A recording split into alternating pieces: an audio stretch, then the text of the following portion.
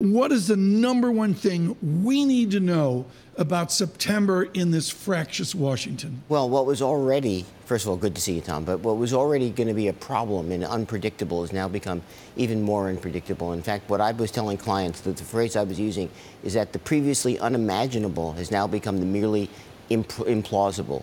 And that includes everything from a debt ceiling that might not be done in time to a potential government shutdown, to abandoning tax reform. You know, Kevin talked about it earlier, to do additional White House resignations. So it's going to be even more chaotic than it was going to be. You are expert on the minutia of this. The Capitol Hill's up there. I don't know what the distance is to the White House or to Treasury next door where Secretary Mnuchin holds court.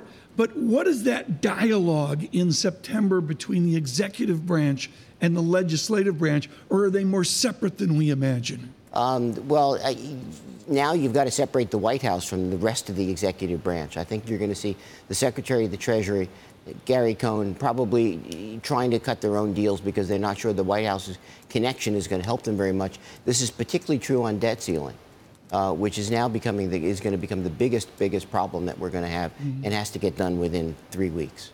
Stan, are the Republicans going to not forgive and forget? You know, do you now automatically assume that actually everything is frozen? So debt ceiling, but also tax reform, even possibly infrastructure. Yeah, you had an interview with Larry Summers earlier on in the show this morning, in which he said the tax reform is probably gone based on this. I would say that's almost certainly right.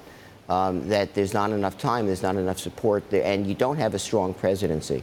And in fact, you don't have a functioning presidency at all at the moment. You cannot do comprehensive tax reform without a president who's willing to get heavily involved and has the influence to be able to twist some arms.